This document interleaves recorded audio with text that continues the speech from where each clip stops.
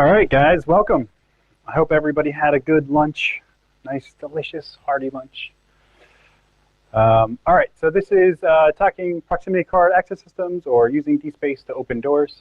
My name is Brad. Hi. How you doing? I'm not an alcoholic, except last night. So I work for Foundstone. It's a good lead-in, right? I work for Foundstone as part of their open security research project. And so basically that lets me, like most of you guys, play around with cool stuff and tell other people about it. And so as part of that, we use that to enhance our internal methodologies and all that kind of good stuff. So that's what I'm going to talk about today. One of the projects that I took on a little while ago, and basically I started looking at RFID systems and was kind of intrigued by like how RFID worked and all that stuff. And Adam Lurie's a super smart guy, and he kind of inspired me a little bit to look at a lot of that stuff. So it was cool.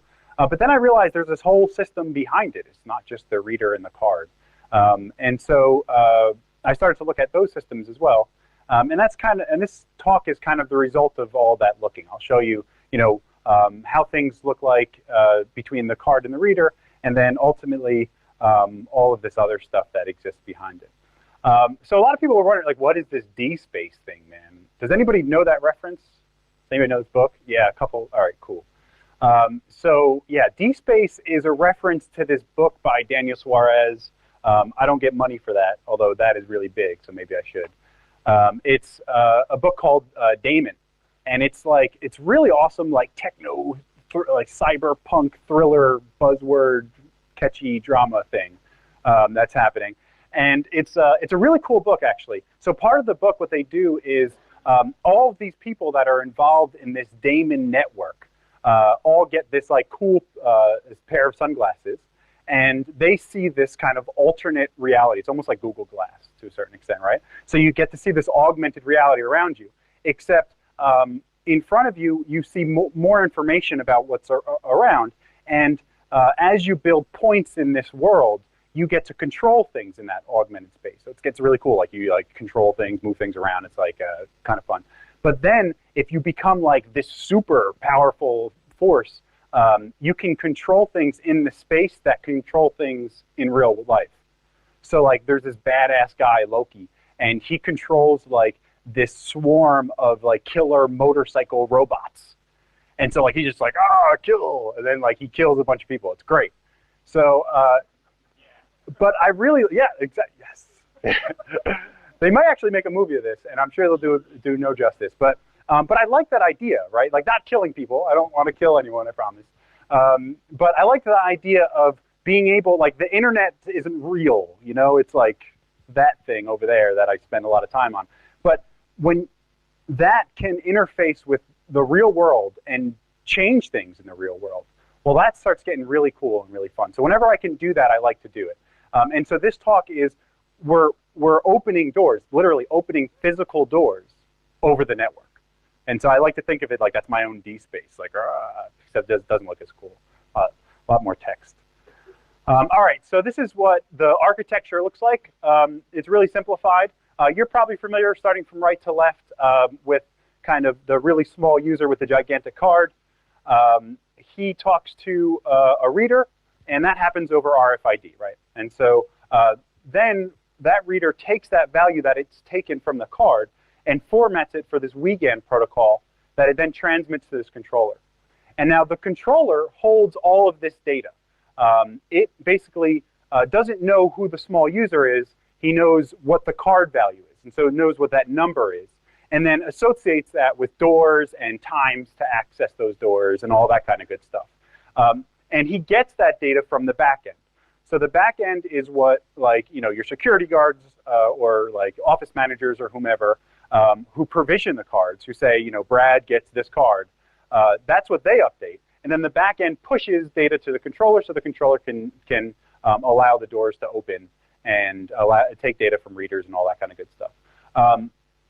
The controller can operate without the back end. So if there's ever a network failure or anything like that, the controller can still operate and everything's okay. It even has, kind of a reserve power supply if bad things happen, like power goes out and that kind of stuff. But it depends on the controller. All right, so I decided to, when I started playing around with this, I was like, obviously you need to recreate the environment so you get a real idea of it. So I created this thing. Um, yeah. So this is a fancy piece of plexiglass with 2 readers on it, a controller, and then an Arduino.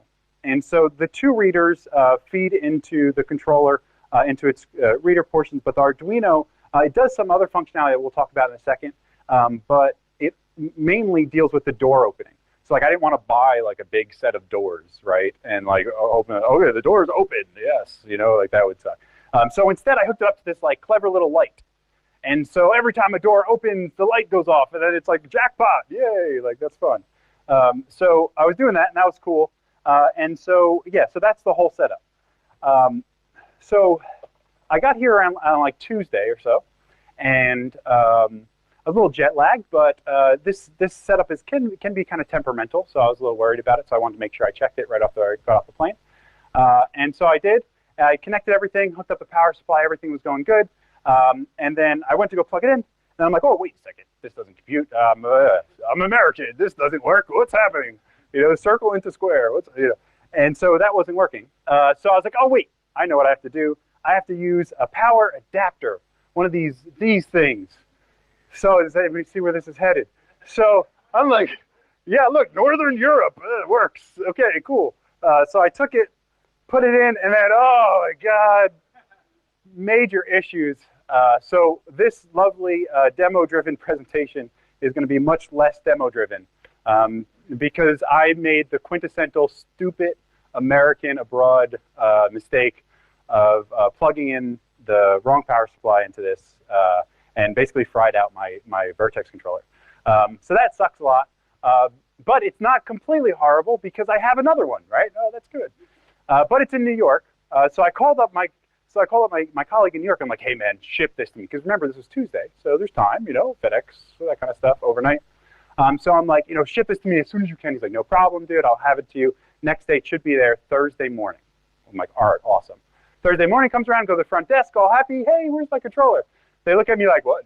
No package. What are you talking about, man? I'm like, oh, no, this is a problem. So I go online and look at FedEx's website, and FedEx says it is delayed beyond our control in France. The demo-driven presentation, again, will not be so demo-driven, but I hope you'll still learn some stuff without the flashiness and the lights not going off. That makes it really fun, and I'm kind of bummed out that I wasn't able to do that, but hopefully it'll still be interesting for you guys. All right, back on topic. So the card-to-reader interface. So you have this card, and the card talks to the reader, and the card, not all cards are created equal, right? So just because it's square and white doesn't necessarily mean they're all the same cards.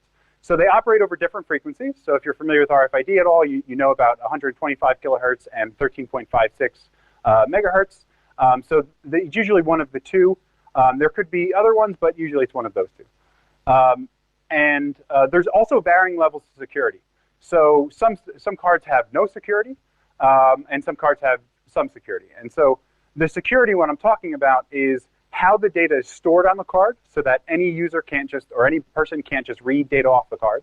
And then also, when the data is communicated, how it's protected. So can the card authenticate itself to the reader? Is that data vulnerable in transit? What's the deal with all of that? And so that's the security level there. So we'll look at 2 HID procs and iClass. We'll briefly look at iClass. So the procs cards are like the first ones, like one of the first ones. They're the most popular. They're the most widely deployed and the most widely kind of exploited and looked at. Just to give you a brief overview about it, the card itself just contains a number.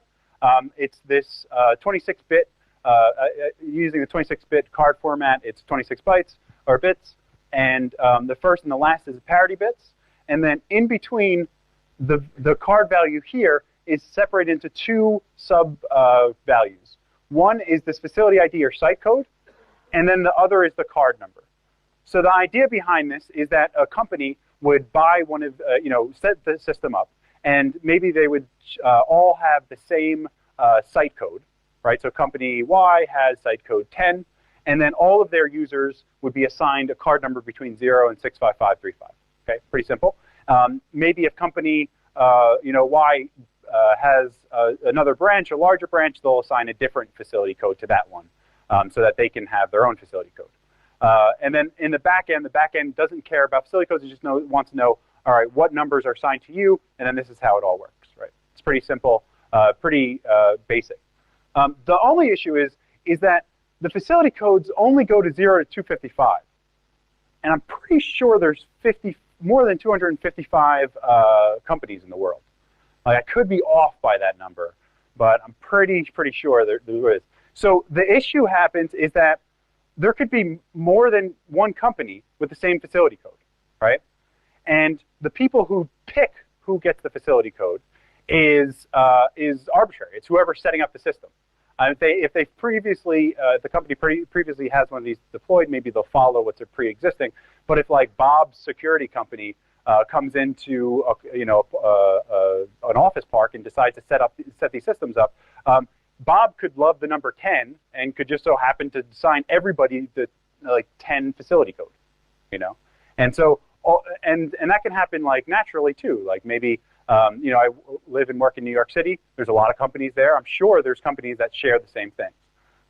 So then you have to also get the same card number, which could be a little bit more complicated. Between 0 and 65535 or 335 is pretty big, but still possible. So I guess the important thing to recognize here is that there could be two completely unrelated people, completely from two completely different companies, that just so happen to have the exact same card numbers and can basically go into each other's companies and become that person from a physical access control system, right? So that's like a scary thought. The chances are probably pretty slim, but we'll look at that specific behavior to talk about some attacks. So HID is, and I talk a lot about HID, and I don't mean to pick on them. They're just like the big, they're the big pie in the sky company. They have, they do a lot of this stuff. There are a lot of other companies that implement the same formats and do the same things, but HID is just gigantic, So HID offers some alternatives. So they have their 35-bit, and 37-bit controlled formats. So what that means is they control the numbers. Bob doesn't get to pick the facility code anymore. They pick it, and then presumably they pick a one that's unique to every organization, right? And so they assign them properly and make sure there's no overlap or anything like that. But still, it's a big problem, and a lot of people use these systems. One of our customers, we were running a test for one of our customers, and we're doing some of these attacks, and the customer's like, well, what do I do? Like, all right, you were able to break into our building. What do I do? And we're like, well, you kind of have to replace your system, man. Like, I don't know. And so he's like, oh, well, that's unfortunate because we just put this system in place like 2 months ago.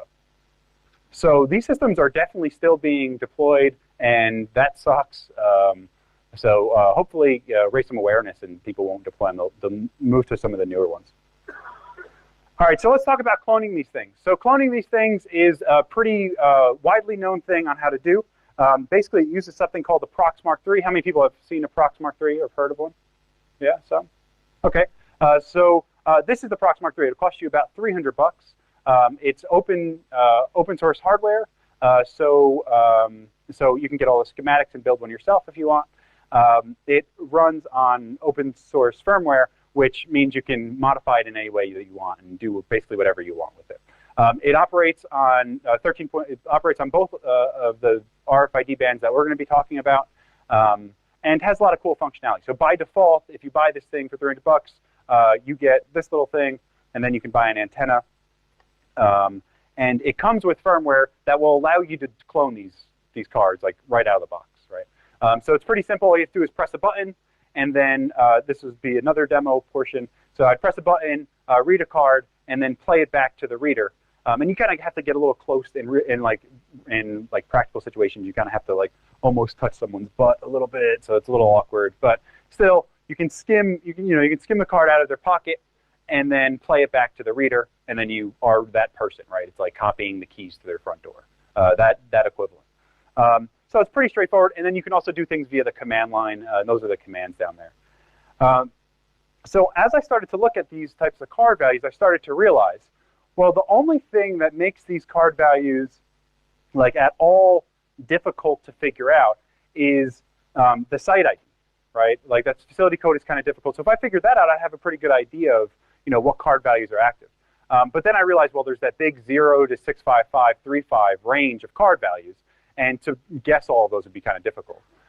So I started to think, I was like, all right, well, how do you order these cards? So I went online and looked at places to order them from. And the way you order is you provide your facility code, you provide a starting number, and you provide a quantity.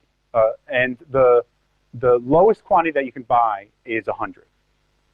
Well, so that means all of the numbers are all the cards are sequentially numbered, right? If I provide a starting value and a quantity, they're not going to give me like starting value 100 and then 300. They're going to give me 100, 101, 102, 103, 104, 105. And so if I know any one valid card value, so this could be a disabled badge, a lost badge, a temporary badge, a badge you just read off somebody else. If I know one valid card value badge, I can guess other valid card value badges. And so, so if it's a disabled badge, well, I could then guess another badge that's enabled just by sequentially iterating through the numbers. So just trying different values. But if it's a card that has maybe front door privilege but not data center privilege, well, then I can just go up to the data center and try that value and start trying other values and incrementing them or decrementing them to get access and guess a valid value for the data center. So you can do privilege escalation really easily with this stuff. In practice, it takes like seconds to find another valid card value because, again, they're sequentially numbered. So you just basically, like, if you have a disabled card, you go up, wait a second, it beeps maybe twice at most, and then you hear the door unlock, and you're like, all right, access granted, cool, I win. With data centers, it can be a little bit more difficult in higher privilege areas because a less amount of people have those privileges. So it takes a little bit more guessing, but usually under a minute you'll guess it. It's a little bit odd. Like if I were to show you that as a demo, you hear like beep, beep, beep, beep, beep, beep, and then eventually like the door just opens, and you're just like, all right, cool, and then you walk in and you have access. So it's kind of a fun thing, but it's a little attention drawing because you're just standing there and the door just keeps beeping. We had one of our guys was on site, and so like sometimes it could take a little. So it took him like in this particular instance, he told me it took about 5 minutes. And so after the first minute, he was kind of getting tired of holding the antenna up there. So he took a thumbtack and thumbtacked it into the wall to hang the antenna over the reader like this, and then just kind of stood there like just waiting. And he said people like walk past him, he just give them a wave, smile. They just keep walking. Nobody like. I mean, how obvious can you get? Like you have a thing over the reader, it's beeping. The guy's like, I don't know. So, but that's the kind of ridiculousness that happens. So this is pretty devastating. I mean, if you think about it, you can, as long as you have one value, you can do it. No knowledge brute forcing is much more difficult because you have to guess. Usually, what you do is you guess in big chunks. So, like for facility code 1, you try like a number between maybe 1 and 500, and then 500 to 1,000, 1,000 to 1,500. And each guess, it takes about a second. So, I mean, to guess the brute force the entire key space would take like, I don't know, like 3 years. And I'm sure like after the first year, somebody's going to notice you there. So, I mean, you got to be careful. But still, I mean, you could still do some intelligent brute forcing to help out a little bit in that, but it's kind of hard. This is something I thought was kind of interesting. So I was ordering all these parts on eBay. And now keep in mind, if I know your facility code and if I know your card number range, like I have the equivalent of the keys to your house, right? So this guy, and it's just lack of knowledge, right? People just don't really understand it. So this guy like puts them up online, and he's like, hey man, I accidentally ordered some duplicates, so here are the excess. And then like the facility code and the range is on the bottom. Just like, what are you talking? What are you doing, man? It's not a good idea. So like if you could figure out where the seller's actually from, you can basically go there to his building and use those same excess cards and then just try to read one at a time to see which one was available. Unless maybe, he ordered, instead of ordering like 200, he ordered 500, and these are the 500 that aren't used. That could be it too. But either way, at least I know a number in the range that I can guess at, right? Stupid. All right, let's talk about I-class cards. So I-class cards, so we talked about the prox cards, and the prox cards have that value on them, and no security, meaning that anybody can query it and anybody can imitate it. Really simple. I-class is a little different in that it still stores that value, but it puts that value in a safe, and protects it. So it has it's a full-on smart card, contactless smart card in there, and there's two types of I-class cards. There's high security and standard security. So for standard security, every HID reader, every HID I-class reader, and every HID I-class card has the same key. So if you get access to that key, then it's like, gold mine, right? You're now at almost the same level as you would the prox cards. Okay. For the high security, you define your own key. So that makes it a little bit more difficult. You still have to gain access to the keys, once you get the keys, it's good, but it's much more difficult to get the keys because with standard security, I can buy any HID I-class reader and pull the keys off of it. For high security, I need to get your I-class reader and pull the keys off of it. So how do you pull the keys off of it? So up in the upper left, Milos and Henrik gave an awesome talk at a couple of CCCs ago, and what they did was like awesome stuff, right? Like they pulled apart the reader, and then they did the thing where you like cut off parts of the chip and then like look at the gates on the chip to determine how things work. Like what? Absolutely awesome stuff. But what they did was they determined, so like let's say this is the memory of the card, of the microcontroller that exists in the reader. Okay, so the memory of the microcontroller exists in the reader. What they found is if you overwrite the first portion of it, right, you have the ability to remove certain values, right? So if you kind of delete the first portion or the first chunk of the firmware code and replace it with dumper code, you can replace it and then dump the rest. And then you get another reader and then overwrite the last values of it and replace that with dumper code. And then once it boots up, you can get the whole image. And then with the whole firmware image, you can pull out and extract the keys. All right, it's a pretty good attack. It works pretty awesomely. The problem with it is I have to like destroy two readers, right? I have to like delete stuff on the reader, and like I could potentially totally, make the reader unusable. And so there's some problems with that, and that's a little bit concerning. So this dude from proxclone.com, what he did is he discovered that you can actually get access to the memory of the reader. So you don't actually have to overwrite the firmware itself, but you can get access to the memory that the firmware uses. And so with some instructions, you can pull the keys out of memory after it reads a card. So the problem with that was, though, that although his white paper is pretty detailed, he like implemented it in his own hardware device and then didn't release the like schematics of it. And so like, it's kind of, there's still like a big entry or barrier to entry if you want to replicate this work. So what I did was I used this FTDI TTL232R, which Milos and Henrik used, and implemented the attack that the proxclone.com uses. So now you can use this cable with like an Android phone. You can use the cable with a PC, and literally walk up to one of these readers, unscrew it, get access to the back, the programming interface on the back, plug it in, press a button, and 60 seconds later you have the memory dump which has all the keys and all that stuff in it too. So now it's like the attack's much more, kind of refined to a certain extent and much more easier to implement. All right, so let's look at the next interface. So from the reader to the controller. All right, so now we're done with all of the RFID stuff, right? All of the RFID stuff, the security there that exists, this is after the RFID portion. Now we're all on the WeGAN interface.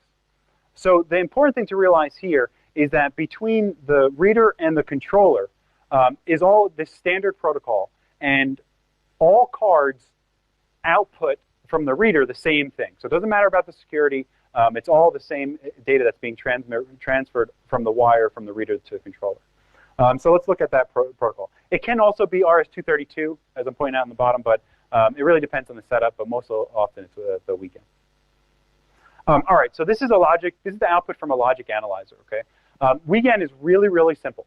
It has two lines, a data 0 and a data 1. They're both always high. Whenever it wants to send a 0, it drops data 0.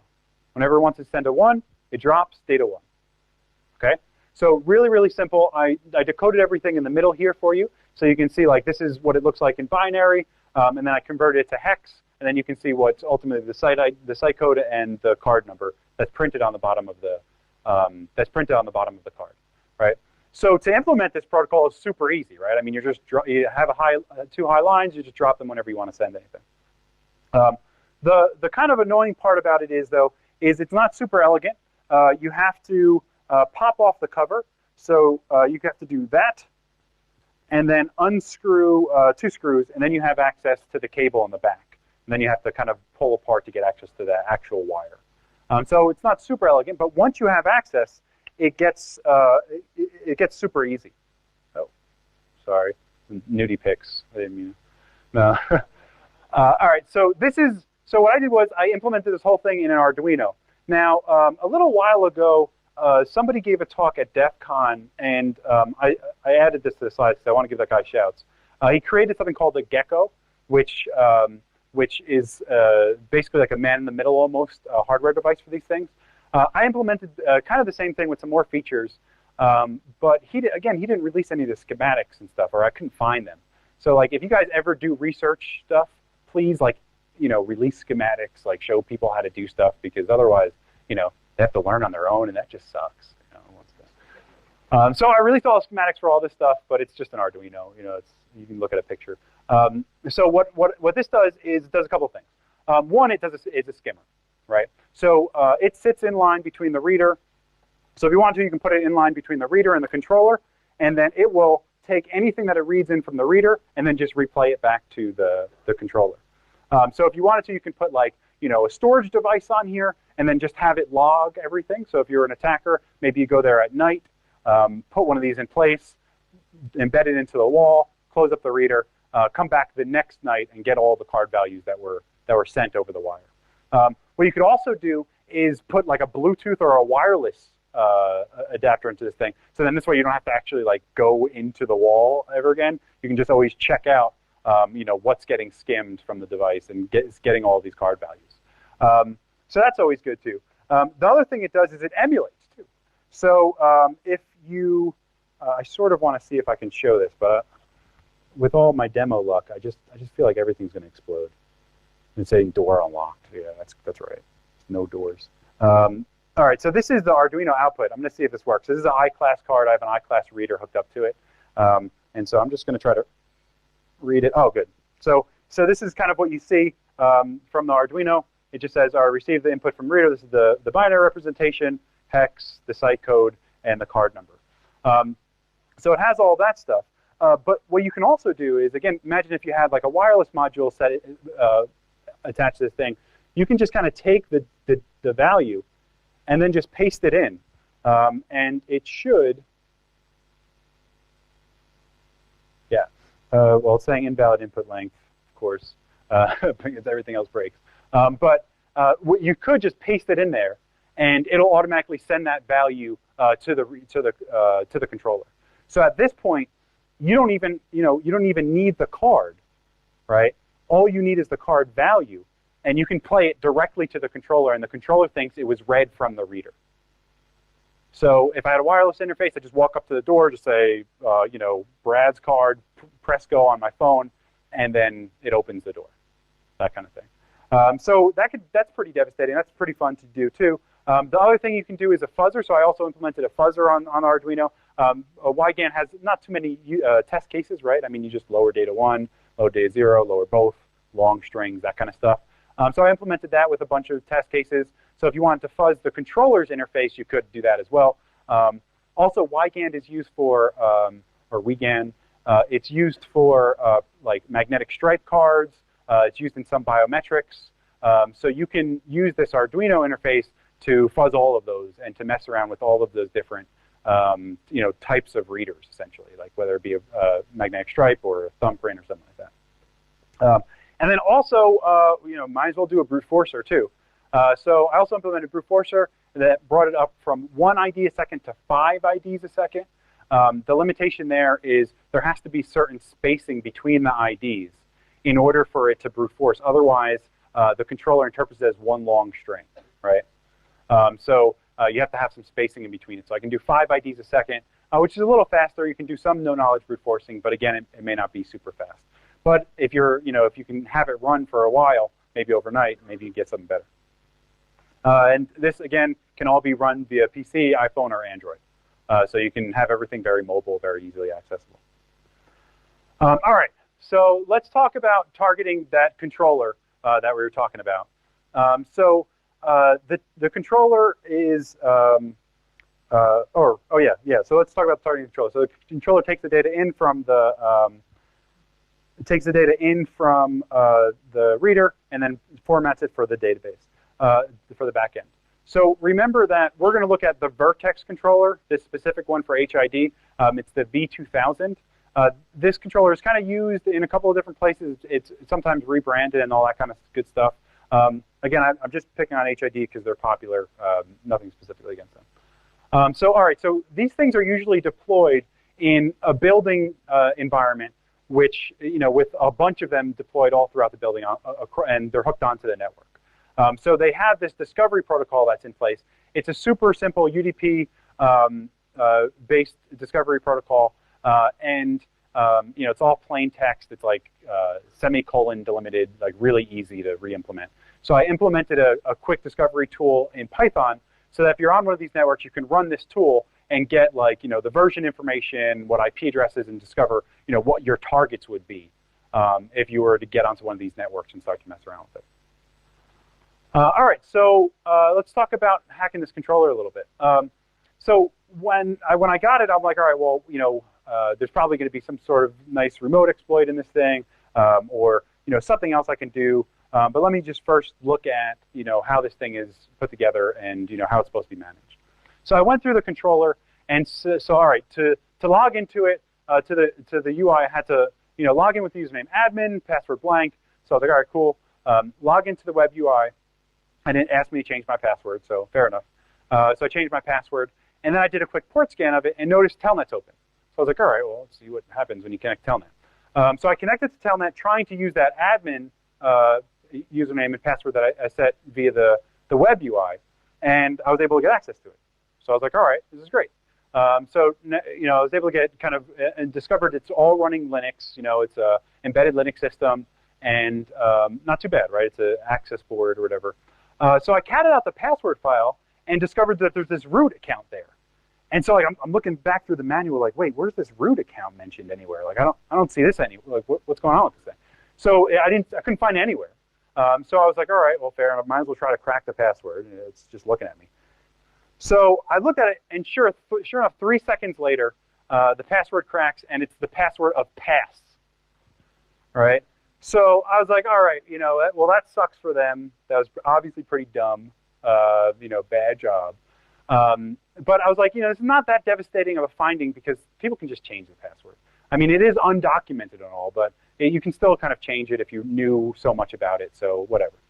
Well, what I later discovered is that a lot of the back-end systems that manage these controllers have this account hard-coded into their application binary.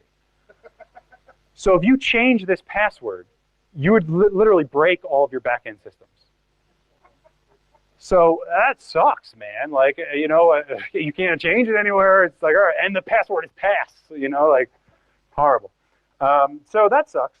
But I was like, all right, cool. Well, that's a pretty persistent way to get access to the system. I could find there are definitely exploits that are available in it, but those could be patched over time. Maybe they'll change this and then allow you to set the password in the back end. I don't know. But I wanted to start looking at the system itself. So I started to mess around with it, and I realized that what I tried to do, the very first thing I tried to do is I read a card value, and then went to the back end and the door opened, and then I unplugged the network cable and read the card value again, because I wanted to see how dependent on the back end the controller was. And sure enough, the door opened again, which immediately indicates, all right, there must be some sort of local cache on there, on this controller that I can play around with. So I started to dig through all the files that exist on it and found these two files, the AccessDB and the IdentDB.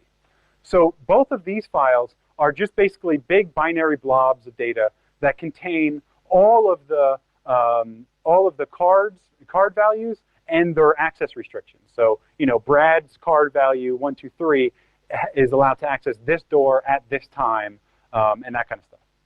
So, you know, that was pretty good. So I was like, all right, fair enough. You know, you have all that information in there. So I wrote a quick tool to parse that data out of it, because again, it's not encrypted, nothing special about it, just a big binary blob. So and once you look at it and understand some of the values, it's really easy to pick apart like how it's all delimited and how it's structured. So I wrote this easy tool to parse everything. But then I was thinking, like, wait a second, what am I doing parsing this? Wait, this is a local cache. I can inject into it, right? So what happens if I'm an attacker and I have a card value? Like, I have my own card that maybe works at my company, you know, or just a card I found on the street that has nothing to do with this company. Well, I can take that value off of that card and then inject it into this cache, and the door opens. So that's awesome, right? At that point, because now, you know, I can just walk up and, you know, through DSpace, right? Like, wow, card value, inject, enter, and then, you know, stuff happens. So that was pretty fun to discover. But the problem with that was that in the backend logs, it says user access granted to door blah blah blah, user equals, and then just nothing. Right, so there's still like a log entry. The backend doesn't know, like, I guess the backend doesn't know, like, since it doesn't have that card number in its own database, it doesn't, you know, can't look it up, and so can't populate that value. But there's still like a log entry. So I was like, yeah, for sure. Yeah, so the way the backend works is, so the question was, does injecting work if the backend is live? And the answer is yes, because the backend pushes data to the controllers, to this you know, cache or database, whatever you want to say. It pushes that. So once it pushes it, I mean, there's theoretically, like, over time it can do a refresh where it deletes everything and then pushes up a new value. But still, it definitely does work. Yeah. So you can totally inject values into this database and open any door that you want. Like, I injected a value, gave it full access to both doors, it was able to do everything. So opening doors, part one. Good. So I was talking to the guys at work, you know, and I'm like, yo, check this out. I just injected this card value. I'm super cool. Like me. And they were like, no, that's lame, man. Look, there's a log entry. That's just not cool enough. Sorry, we will not be your friends. So I said, all right, fine. Can I buy you more beer? And they said no. So what I did instead is I started to look at how the system actually opened doors itself, right? And realized that so basically each of these outputs to the doors that I have hooked up to the Arduino basically are all controlled by a serial interface internally. So if you send the right command to the serial interface, it triggers the unlock mechanism. So I did like a whole bunch of kind of serial debugging to determine this, and figured out, like, oh man, there's this like generic test utility that comes on the platform called hardware test serial, and you can send arbitrary commands to its serial interfaces. Like, yes. So with one pleasant command, you can execute this command, and the door just opens, and it's just like magic. You feel good. The light goes off when it works. And everyone's happy. So I really felt good about that. That was all via, like, you know, again, more DSpace, no logs whatsoever at this point. So doors just open, right? Yeah, pretty nice. And then the last part was, I was like, all right, well, this web UI, like, you know, I have this root account. It's just like hard-coded. What else can I do with it? Well, I could also log into the web UI with it. And the web UI also offers some functionality. And I determined, like, you can basically open a door via a GET request. So if you have this username and password, you set, like, so I wrote a quick Python script to run a GET request. I could have done it in a curl, like literally like a one-line curl thing. and press go, and doors open. It's just like, great, more door opening. So there's like a lot of ways. Once you get access to one of these boxes, you can trigger that door to open like all types of different ways and just make that light always stay on. It's nice. The other cool things about the web UI, and I haven't did the proper amount of serial debugging to determine this, but like with the web UI, I can make a door stay open. Like not only can I just open it, I can just say always stay open. And what's even more scary is I can make a door stay closed, which is really scary. But yeah, so you can also make doors, press button, door open or closed, and then everyone's locked in. Oh no. I was actually really worried about that. It turns out if you pull like a fire alarm, I think they fault open. So if usually there's like an emergency exit button or like a fire alarm thing that makes them open no matter what. So I'm happy about that. All right. So the last part is the back end. So let's look at about like what we can do if so we're done with that controller. We're done with the readers. Let's look at if we target the back end specifically, what sort of information is there. All right. So the backend that we're targeting is called WebBricks. It's a popular one. I kind of picked it only because they had a free downloadable trial. So I was like, all right, I'll use that. And I threw it inside of a VM. It runs in Windows. I think the preferred operating system is Windows 2003. And by default installs with SA with no password. So if you've ever done an internal penetration test ever in your life, you know that that's available everywhere. So they contribute to that. The installation is unnecessarily bulky and annoying. Like it contains like 500 setup.exes, and you have to like click each one in succession, and it sucks. Like it's the worst application ever. And then like, oh man, it was hard. They give you like this login to get the free trial. They give you a login to this FTP site, so you have to call up their customer service and get like, I want a free trial. And they're like, all right, cool. Well, here's the username and password to the FTP site. But the FTP site doesn't just provide like the downloadable software. It also is like what their techs use while they're on site. So they upload like all types of like client information to this FTP site, and so you can get like there was like a ton of different universities where I just pulled like their entire. You can see like every card number, value, everything. Like just total, like, so I told them about it and they never responded, of course, but later on they removed it. But it was just like come on, man, really? Like, what's happening here? Anyway, so the WebBricks, the backend has two major parts. It's a web UI, and that's where kind of all of your system, the security people and everybody who manages the system logs in through. They can associate my pretty picture with my card value and do all of that stuff on that back end. And then the controller, again, just gets pushed that data. And it doesn't get my picture. The controller doesn't care about how pretty I am. All it cares about is the number that I'm associated with. And then there's also this, over TCP 4070, there's also the interface to the controller. And so it implements its own protocol. The protocol is plain text by default. There are ways to encrypt it, but it's like, you really have to like try to do this. It's like not something like just click this button and everything's secure. You have to like do stuff.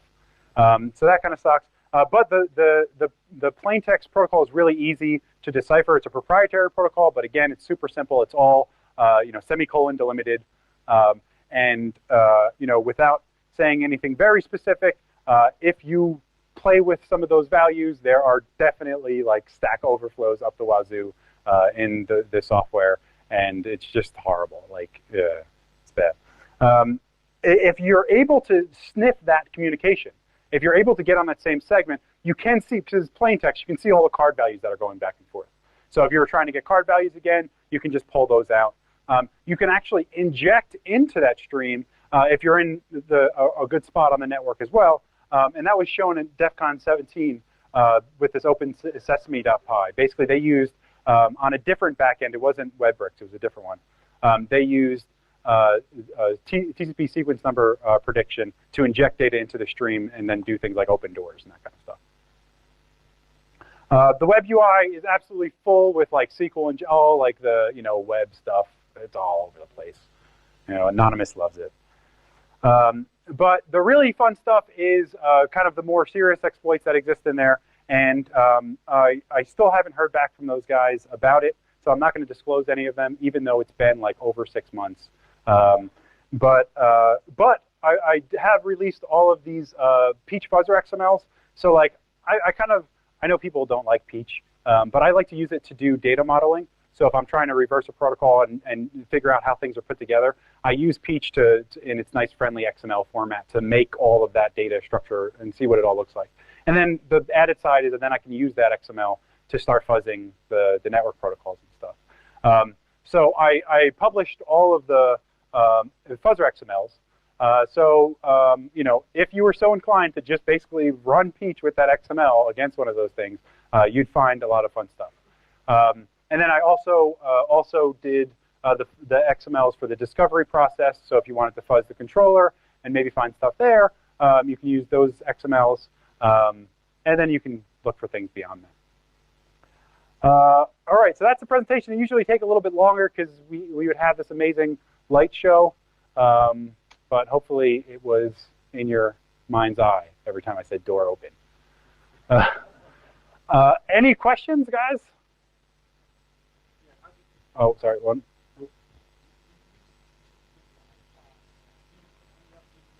In dollar? So I haven't looked at the MyFair cards, and I think like HID uses like the DesFire MyFair cards or whatever. I've looked at MyFair cards in a different, just for academic, like my own purposes, but not in these systems. But my guess would be because of how everything is dependent on the card values, the MyFair card would actually have the same value that it's still being sent. So it's still, you know, from the reader to the card, there's security, but after the reader, it's all the same. So you can, you know, use those same WIGAN tools to mess around with stuff. Sorry, you had a question here? Yeah, it was about the cards.